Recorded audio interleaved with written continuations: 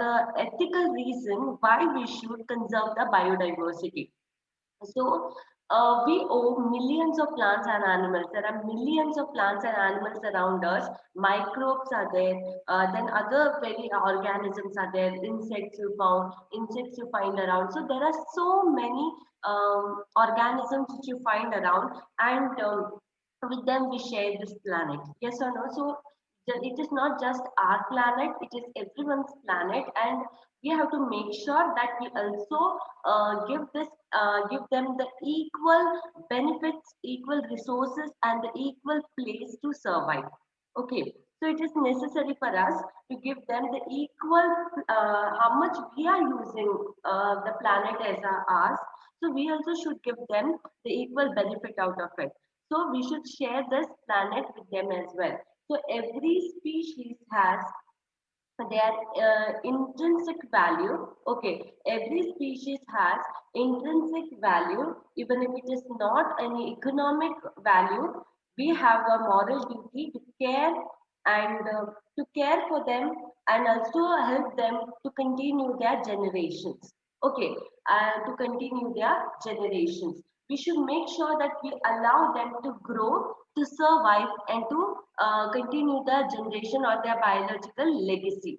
Okay, even if you feel that okay, this is not economically useful, you should not okay, if this is not economically useful, why we should grow them? It should never in this way. You should make sure where that we should not only conserve them.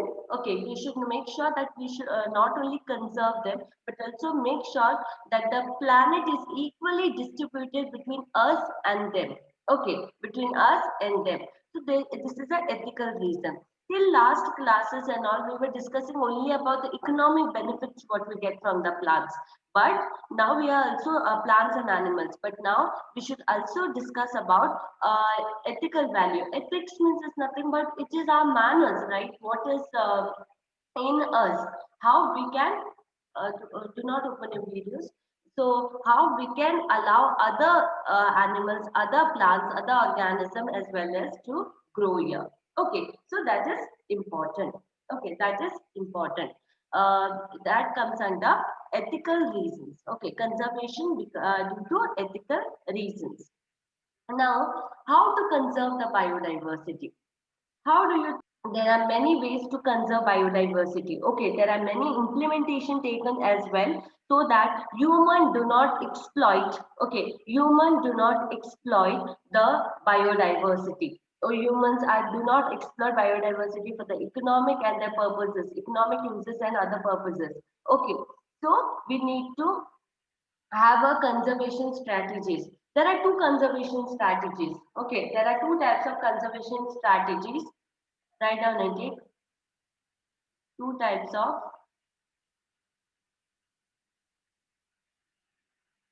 conservation strategies.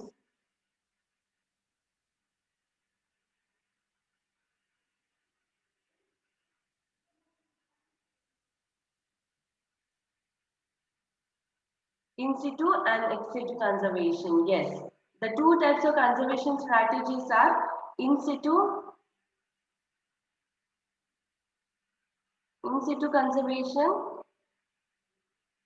and ex situ conservation. Yes, very good. In situ conservation and ex situ conservation. Now, can anyone tell me what do you mean by in situ and ex situ? Do you have any idea? This is what we do inside. Yes or no? What this in situ conservation is what we do inside. You have come across these things, right?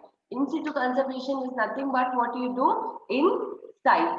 So you must have come across that, or like inside which we do in the habitat, and ex situ conservation is nothing but outside.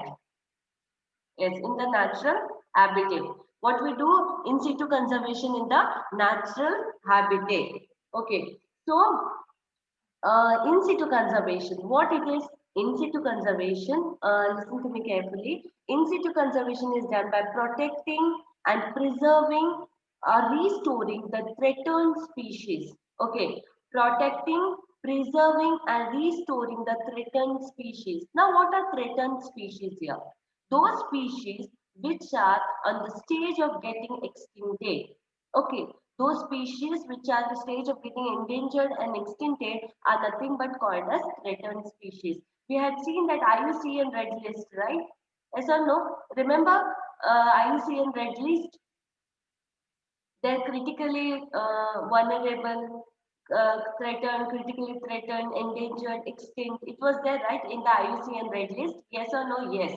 So in that, those species which they feel that they come under this threatened species, okay, which will get extincted or which are in the verge of getting depleted or vanished out from the earth, those species are conserved. Okay, those species are conserved. That is, they are protected, preserved, and restored in their own natural habitat. Okay, in their own natural habitat. For like example, like that, if, for example, if I take a tiger, okay, think that the tiger is getting, tiger is a threatened species.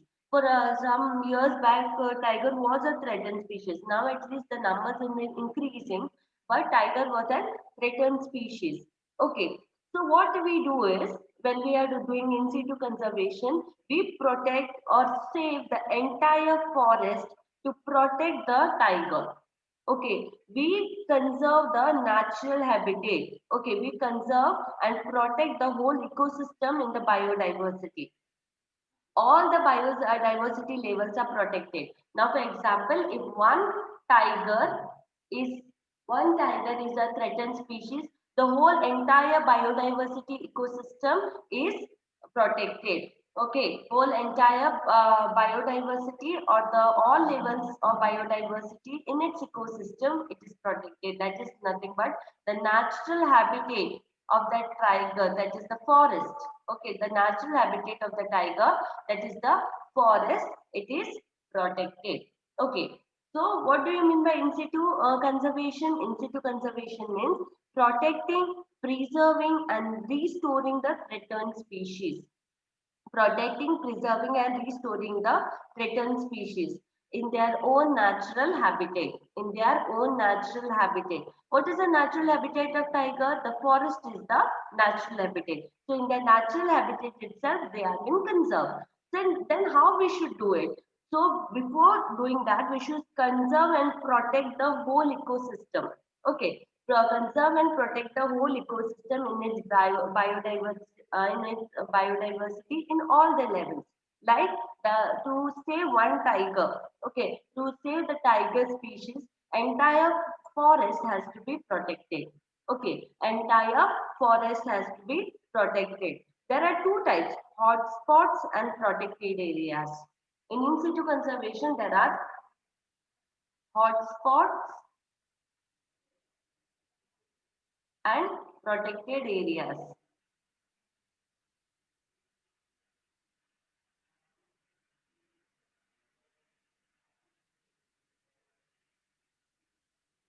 Okay, so in this, as it is two types, yes, rich biodiversity, hotspots and protected areas. Hotspots are the areas of rich biodiversity. Okay, rich biodiversity and also having a lot of flora and fauna, that is animals and plants are rich, okay, over there in these places. So in the hotspots, what are these areas? Hotspots are the areas which are rich in biodiversity. Okay, rich in biodiversity. Their hotspots are rich in biodiversity, and also they have high flora and fauna, that is high level or high number of animals and plants. Okay, they have rich this flora and fauna, that is animals and plants. But as it is also rich in biodiversity, it is exposed to the threat of human activity. Okay, it is exposed to the threat of human activity. Now, for example, see in the forest, if there are the two firewoods you get, medicinal plants you get, then other economically important things you get there. So usually it is being overexploited. Yes or no? Once if you know that okay, we are getting this particular firewood from this particular hotspot, or if we know that okay, we are getting rubber from there, or fruits, or medicinal plants, anything as such. So it is automatically gets exposed to the human exploitation. Yes or no? It gets exposed to the human exploitation. What it has done, these hotspots are protected. Okay, these hotspots are protected. The concept was developed by Norman Mayers in 1988. Okay, the concept of this hotspot was developed by, write down intake. The concept of these hotspots were developed by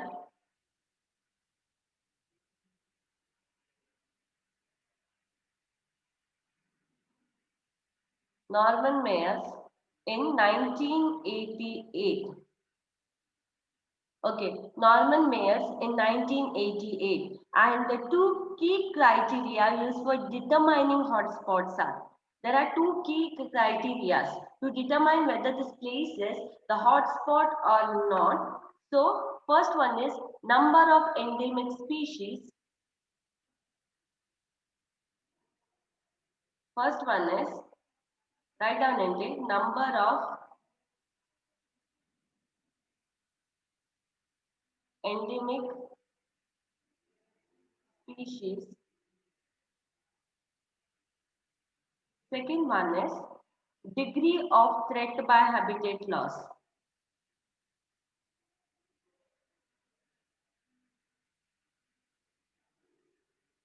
Degree of threat by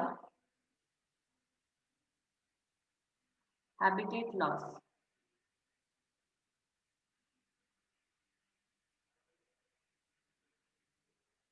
Okay. Now, what do you mean by number of endemic species?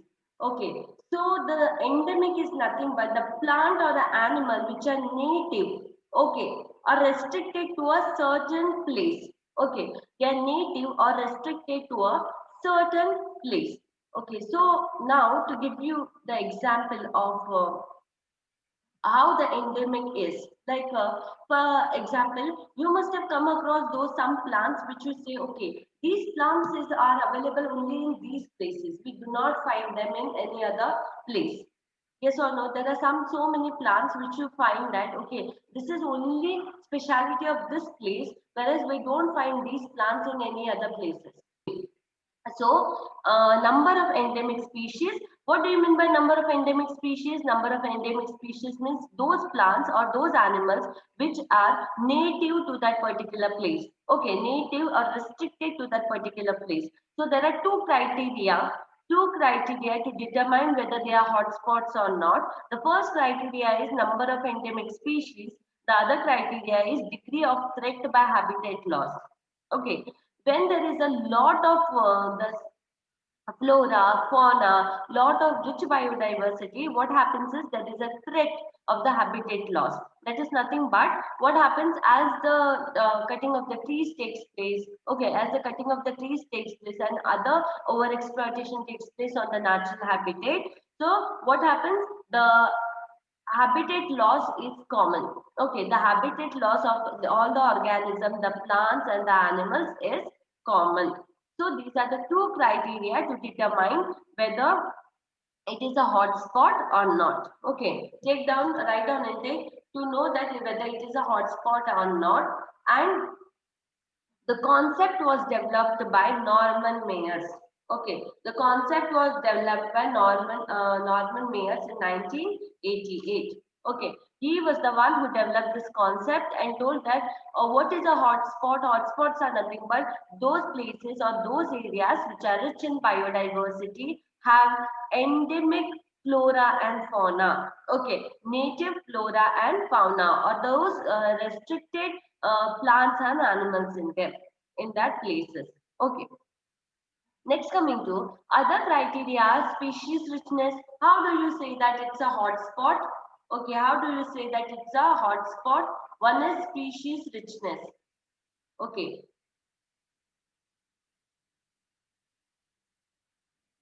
Okay, what is endemism? Okay, fine. I'm telling you, endemic is nothing but endemism. Okay, endemism is nothing but those plants and animals. It's a concept where the plants and animals are native plants and animals, or they are restricted to that particular place. Okay, yes, endemism is nothing but high endemism flora and fauna. I said means high number of native plants and animals. Okay, high number of native plants and animals, or I should say high number of restricted plants and animals. Okay, they are restricted to that particular area. Okay, that is nothing but known as endemism. Okay, that is nothing but known as endemism. Well, endemic means also the same. Endemic means native plants and animals. Okay, endemic species. Endemic species are those species which are native to that particular place. Okay, now for example, if I take this place, okay, this place, if I say, okay, Harrier is a place, here there will be some of the native plants and animals here growing. Yes or no? Means only in this places they grow. Okay, only in these places they grow. So that means they are endemic plants of this area. Okay, or the endemic crops of this area. Means they are restricted to this area only, or they grow only here. Okay, that is the native plants of this place. Okay, native plants. So this is about endemism. Next, coming to how do you find what are the other criteria? Okay, what are the other criteria? Species richness, degree of exploitation, okay, pressure from growing human population and developmental activity.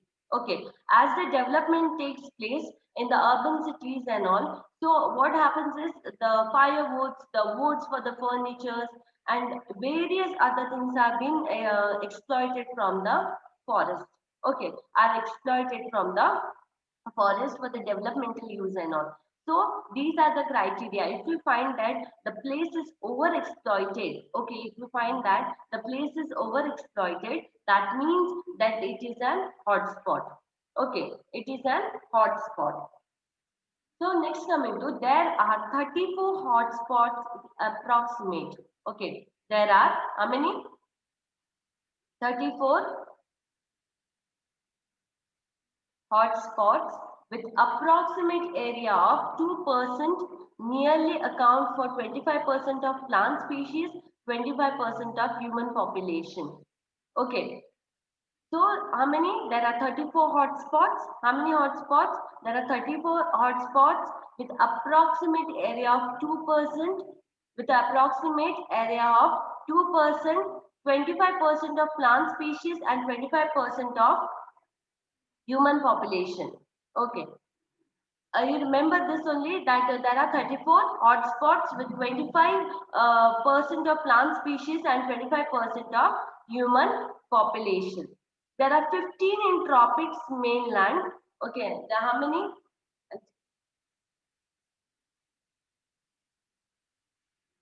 Next coming to, there are 15 hotspots. Where and all are they present?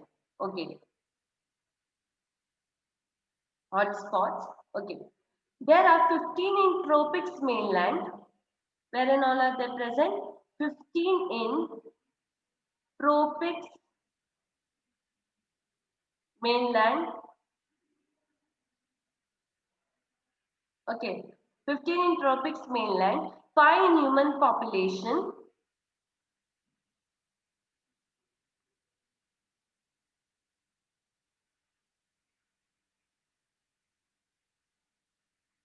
5 human population,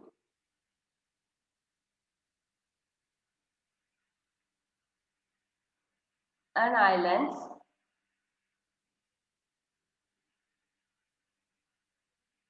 and India has 3 hotspots. India has 3 hotspots. How many hotspots does India has?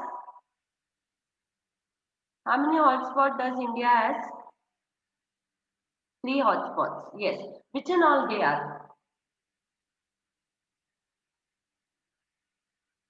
Western Ghats, that is in Sri Lanka. Very good. Himalayas, very good. Dikshita. Himalayas and Indo-Burma. How many hotspots does India has? India has 3 hotspots. That is in Western Ghats, that is Sri Lanka, Himalayas and Indo-Burma. Okay. Sri Lanka, Himalayas and Indo-Burma. Have you, everyone knows about Western Ghats? From where do it stretch from? Everyone knows about Western Ghats? Yes, right? Everyone are aware about Western Ghats and where do it stretch from and all. So I will tell you about Western Ghats. So here hotspots 15 in tropics mainland and 5 in that is in the islands. Okay, very good. Yes, Maharashtra. It stretches from the western side, right? It stretches from the western side of the our country. That is in the Maharashtra, Kerala, and Sri Lanka. Okay, when you come here, even we evergreen plants and evergreen and semi-evergreen plants, including 1,600 endemic species. When you go through this stretch, okay, when you go through this stretch, the western areas, when you go through this stretch, okay, the Uttar Kannada side here, the Kerala and the Maharashtra, so you find here the Western Ghats.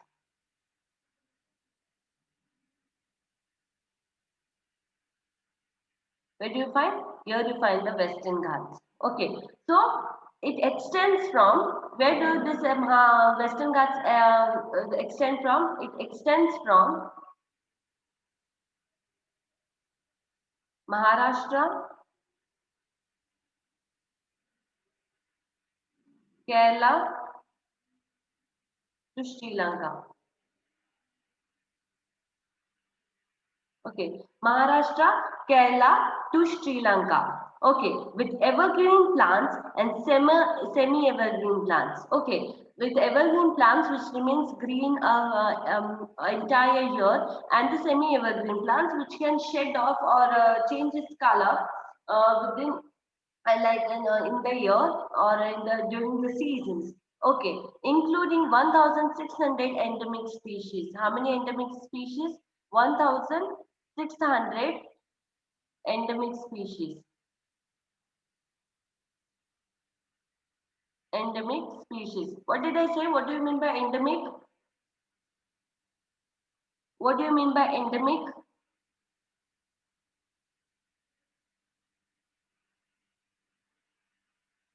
What do you mean by endemic?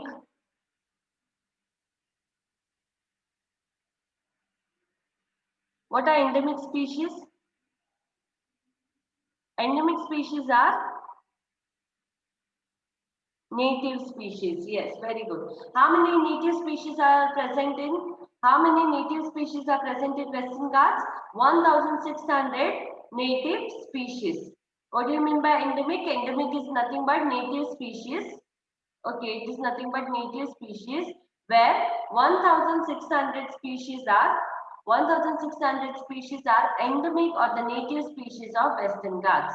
Okay, 1,600 species are endemic or native species of Western Ghats. And Western Ghats, it extends from Maharashtra, Kerala, Sri Lanka. Okay, Maharashtra, Kerala, Sri Lanka. There are 3 hotspots in India, that is in the Western Ghats, that is Sri Lanka, Himalayas, and Indo-Burma. Okay, the Western Ghats, there are 3 hotspots. That is Sri Lanka, then what is that? Indo-Burma and Himalayas. Okay, Western Ghats, that is in Sri Lanka, Western Ghats, which is present extended from Sri Lanka, Himalayas, and Indo-Burma. Okay, so these are the 3 hotspots. Okay, these are the 3 hotspots. Is it clear till here? Do you have any doubts regarding this? Anything you have not understood? So once again, how many? 15 in tropics mainland, the hotspots, 15 in tropics mainland, 5 in human population and islands. Okay, Next is there are three hotspots, that is Western Ghats, Himalayas and Indo-Burma. In that Western Ghats, it is Sri Lanka. Western Ghats extends from Maharashtra, Kerala to Sri Lanka. There are 1,600 endemic species in Western Ghats. Okay, 1,600 endemic species in Western Ghats. Okay. I've already discussed Western Ghats. We'll know about Indo-Burma. Indo-Burma, it includes Indian,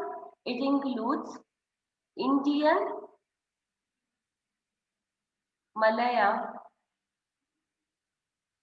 and Chinese region. It includes Indian, Malaya and Chinese regions. Chinese regions. Okay, it includes Indian, Malaya and Chinese region. Whereas in Western Ghats, it extended from Maharashtra, Kerala and Sri Lanka. Okay, Maharashtra, Kerala and Sri Lanka. So here the Indo-Burma, that is Indian, Malaya and Chinese region, have 3,500 endemic species. How many? 3,500 endemic species and active center for evolution of many flowering plants and crop plants. Okay, how many species? 3,500 endemic species and an active center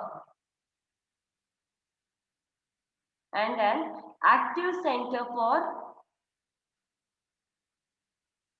evolution and an active center for evolution of many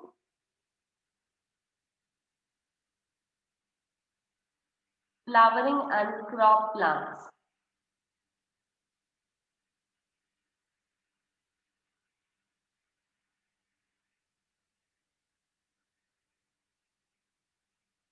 Now here the term is used, that is active center for evolution. So what according to you it is? What is evolution? What is evolution?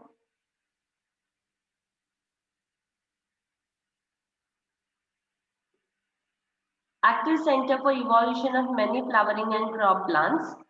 So what is evolution? Evolution is nothing but a change.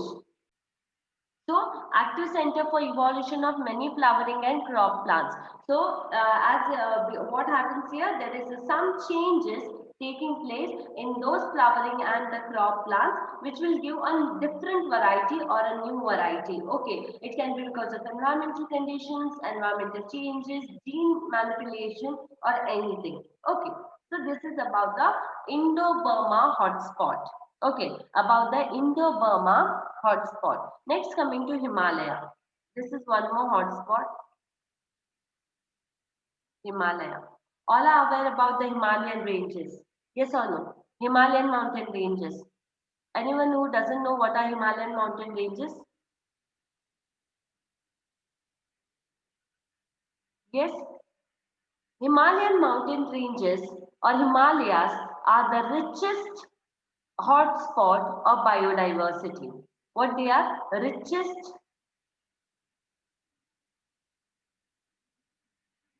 hotspot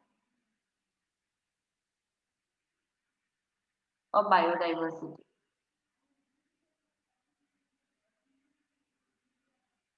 They are the richest hotspot of biodiversity with 3,169 endemic, that is native dicot species.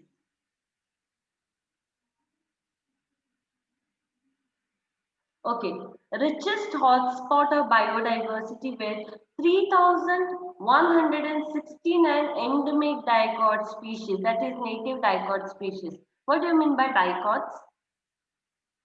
What are dicots? Dicots are monocot, dicot.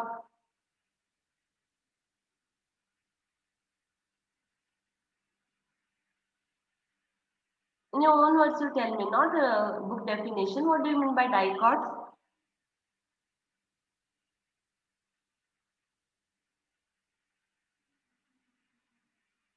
What it is, monocot, dicot?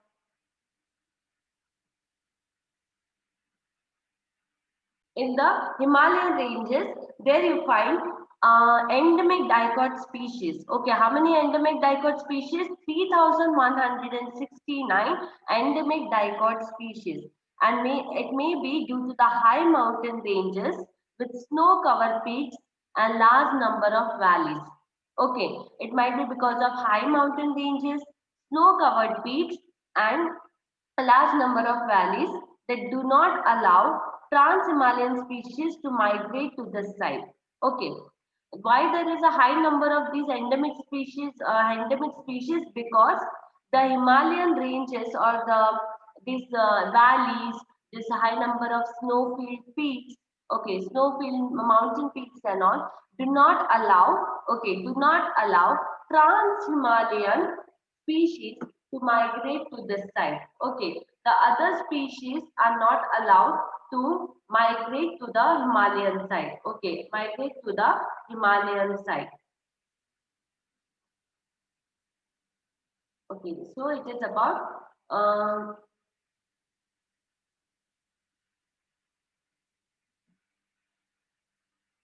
okay.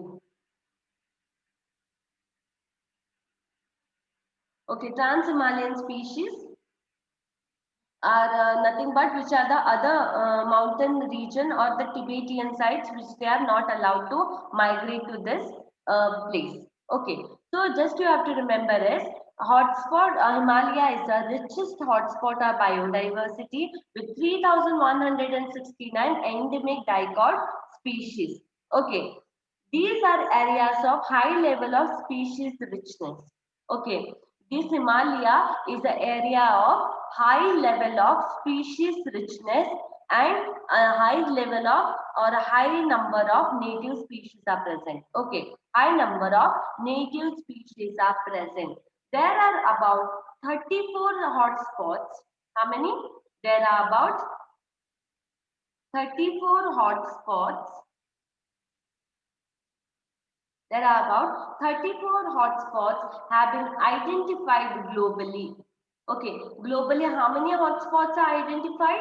34 hotspots are identified globally. Okay, first there were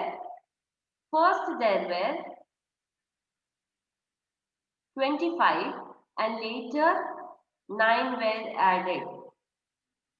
How many? First in the initial stage, how many were there? In the initial stage, how many were there? 25. Okay, first there were 25 hotspots. Okay. First there were 25 hotspots. How many were added? 9 were added. Okay, 9 hotspots were added. 9 hotspots were added. Okay, so there are 34 hotspots globally. Okay, the 34 hotspots globally. The total area is less than 2%. Okay, the total area is less than 2% and 2%, but the total number of species, okay, the total number of species present in them is very high. Only if it is, even though it is of 2% of area, the number of species present in these hotspots are very high. That is, the Himalayan hotspot is very high. These hotspots are also regions of accelerated habitat loss. Yes, these regions, even though they are giving shelter to so many organisms, even though there are a high number of endemic species in them, they are also affected by overexploitation and habitat loss. Okay, overexploitation and habitat loss. Our country has how many hotspots? Our country has how many hotspots? Our country has how many hotspots? 3 hotspots. Yes, very good. Our country has 3 hotspots, and which are they? Our country has 3 hotspots, and which are they?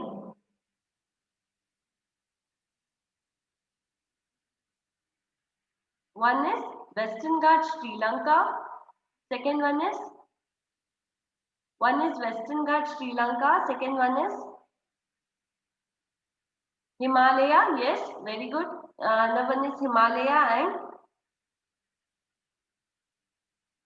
Indo-Burma. Yes, very good. Another one is Indo-Burma. So these are the three hotspots which our country has, and they are highly or rich in biodiversity. Okay, they are rich in biodiversity.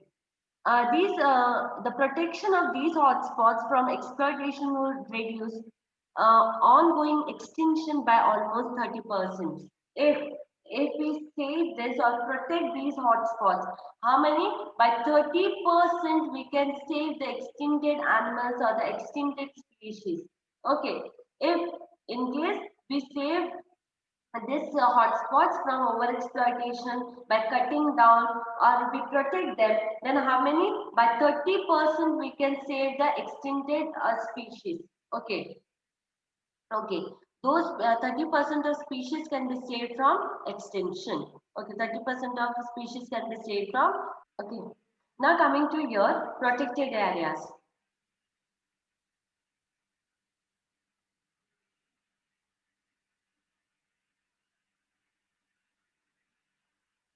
Now coming to this.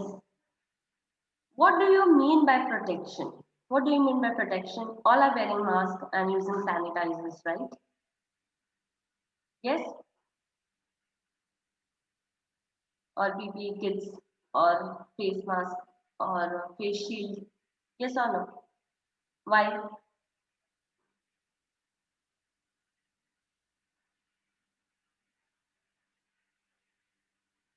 Not wearing.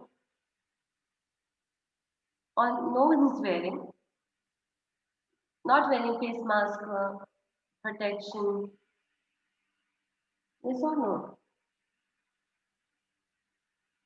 I'm asking you one question, students.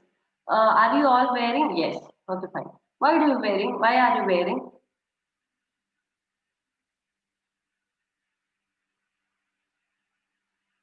Why?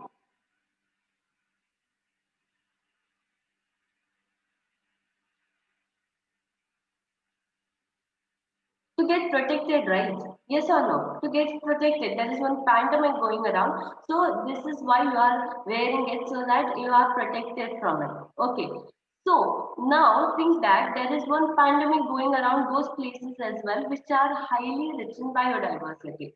Okay, rich in biodiversity, and they are overexploited.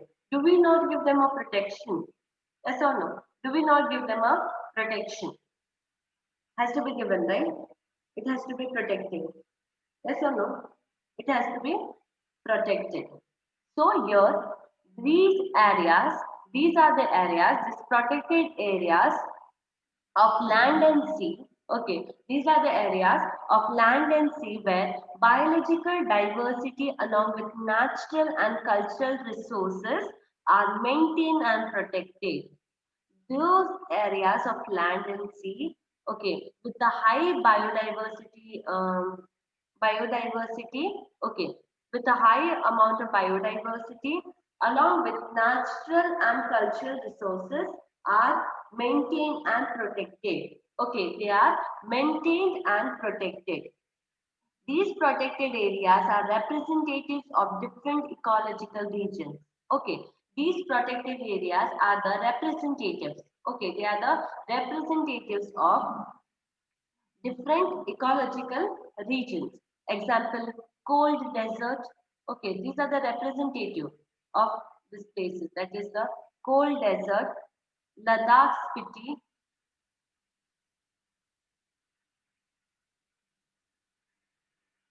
Ladakh Spiti, hot desert, Thar, hot desert Thar, temperate forest,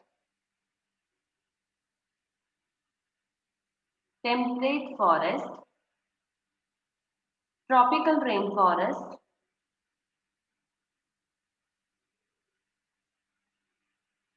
tropical rainforest, coral reefs, lakes, wetlands,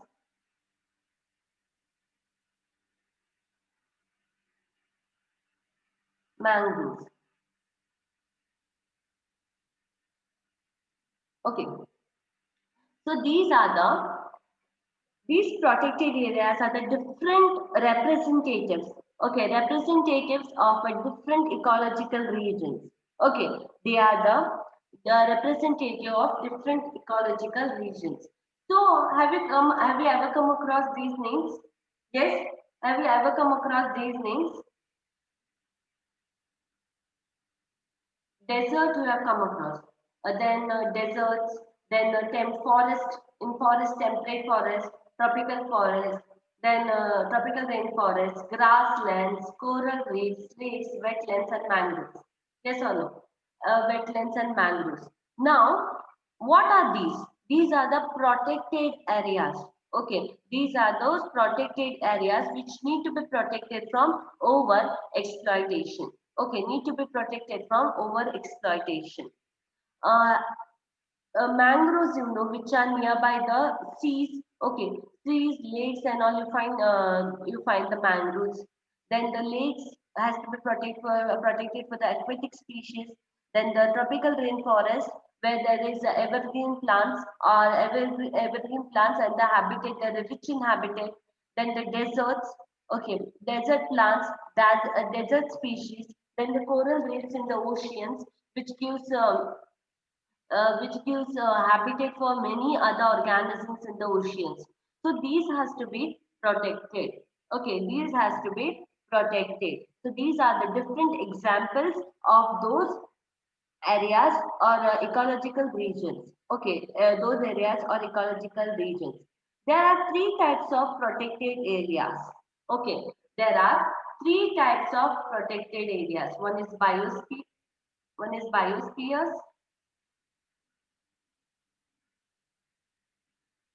Second one is national parks.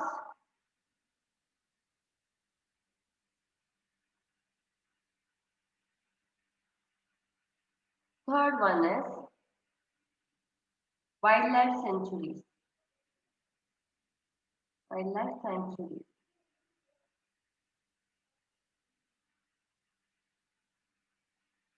Okay. A few national parks which are sent Rangantito, Bandarkata, then Jim Corbett National Park, Uttar Pradesh, Bandipur National Park, Kur, then Gir National Park, Gujarat, Bharatpur Bird Sanctuary, Rajasthan. Okay, so these are the different national parks and the sanctuaries. Okay, these are the different national parks and the sanctuaries. Okay, sanctuaries. Yes. Okay, why they are done? They are done to protect. Okay, they are done to protect these species. Okay, to protect these species. And these are the some of the names of the protected areas. Okay, some of the names of the protected areas. According to World Conservation Monitoring Commission, according to World Conservation,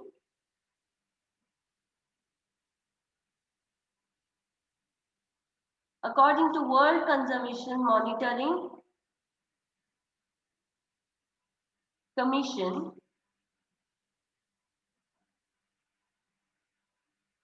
3,000, sorry, 37,000 protected areas are set up worldwide. How many?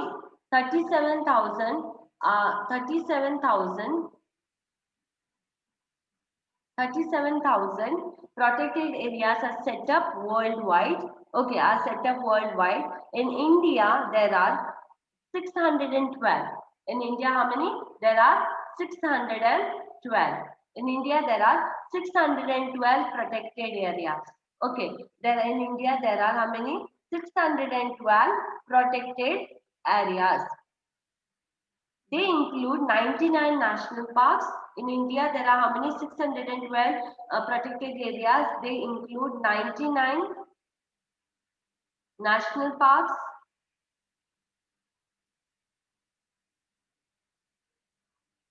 513 wildlife sanctuaries. Okay, 513 wildlife sanctuaries and 513 wildlife sanctuaries. There are no biospheres. The protected area constituted 4.7% of land against 10% of international norms. Okay, so here the protected areas are biosphere, national parks, and wildlife sanctuaries. Okay, according to World Conservation Monitoring Commission, there are 37,000 protected areas globally, whereas 612 are in India. In that, 99 national parks, 513 wildlife sanctuaries. Okay, now coming to here, protected areas have different ecological representatives.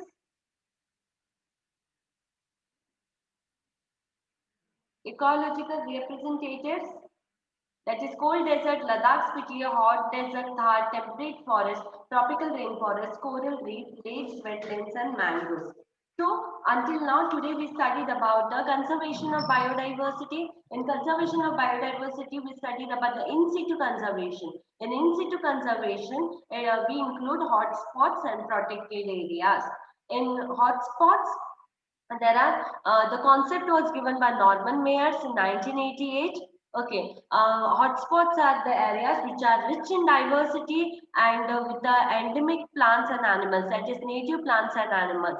What is the criteria to know whether it is a hotspot or not? Number of endemic species, degree of threat by habitat loss.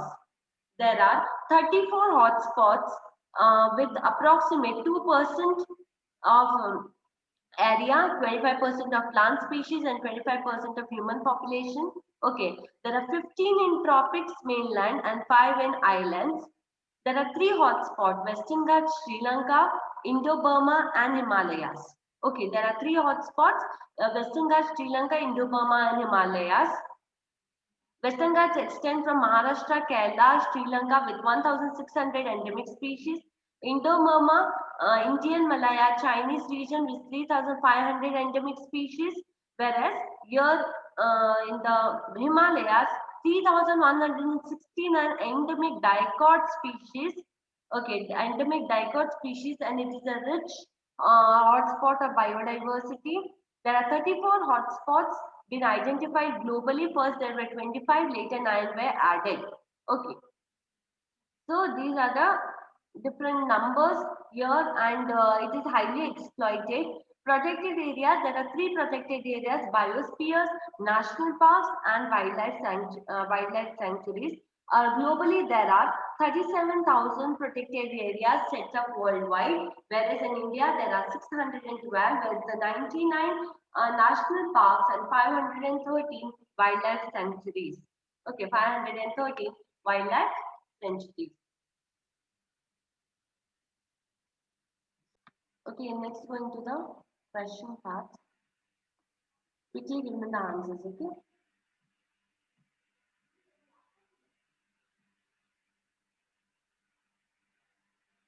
Okay. Uh,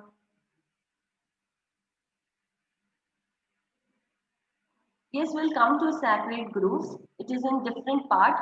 We are only discussing about the in situ conservation. Okay, in situ conservation, there are only hotspots, and now hotspots and the protected areas. We'll know about sacred groves as well when we study there about the biosphere reserves and all. Okay.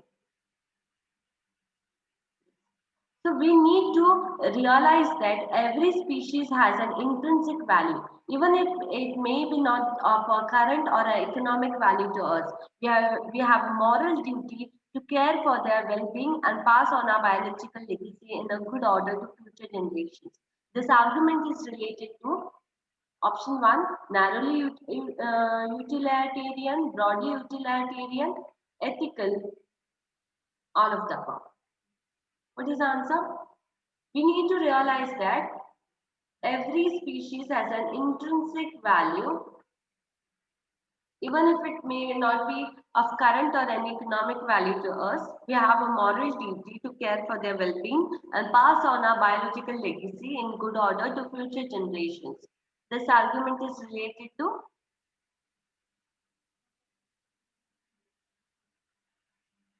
even if they are of no use for us, or even if they are not economically important, not no use, even if they are not economically important, it is our duty to safeguard them. This argument is related to what? Narrowly utilitarian, broadly utilitarian, all of the above are ethical. See, yes, very good. It is ethical. Okay. It is ethical.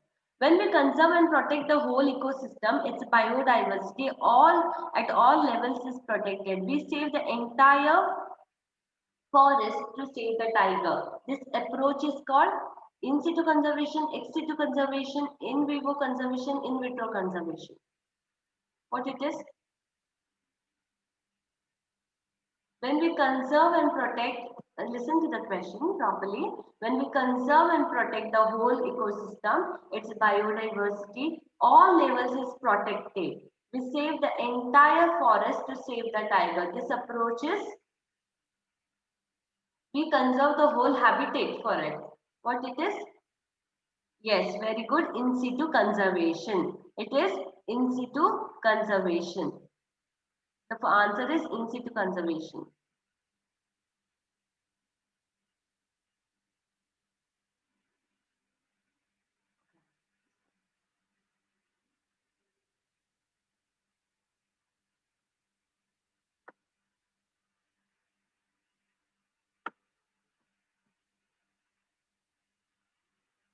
Okay, when this question is there, when there are situations where an animal or plant is endangered or threatened and needs urgent measures to save it from extinction, which is a desirable approach? Okay, now think that one is a situation where the animal and plant is endangered or it is like in a threatened or a vulnerable, that it needs urgent measures, which you will go through. I'm removing out those two options, in vivo conservation and in vitro conservation. I'm just keeping in situ and ex situ, which you will go through, which you will keep the option. Whether you will go for conservation of the entire habitat or you will go for the conservation of only that particular organism.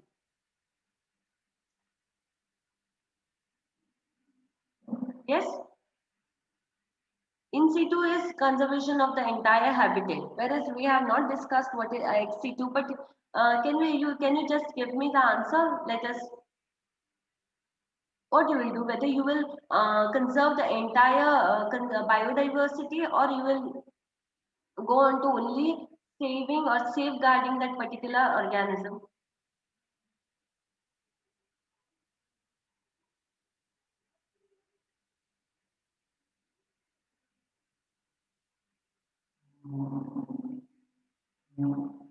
Okay, what happens here is, see the situation where an animal or plant is endangered or threatened and needs urgent measures to save it from extinction, which is a desirable approach. The desirable approach is ex situ conservation.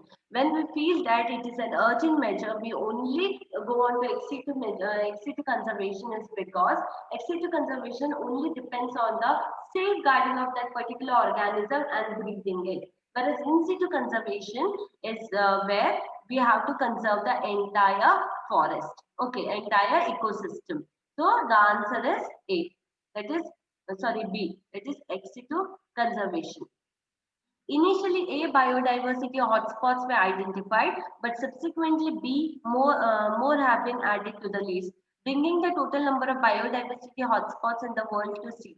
Which is the answer? A22. Yes, the answer is D. That is A25, B9. Yes, A25, B9 and C34. That is first they were 25, then the 9 was added and now they are 34. Yes, very good.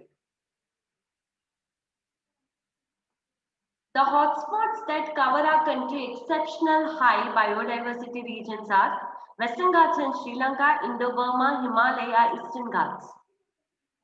The answer is A, B and C.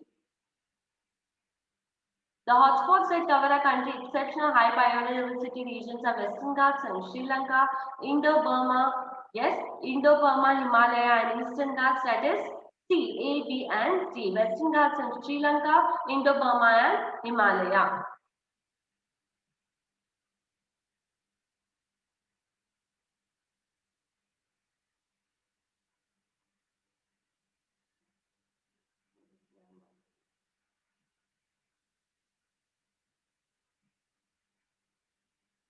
Okay, which of the following are in situ conservation methods? Biosphere reserves, hotspots, national parks, sacred groves, and wildlife sanctuaries. Which of the following are in situ conservation methods?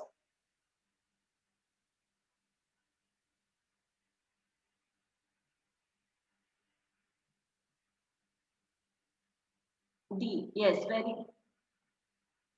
very good. D is the answer. Very good. That is biosphere reserves, national parks, wildlife sanctuary, hotspots, and sacred groves come in the in situ conservation. Okay, I will study about the sacred groves also.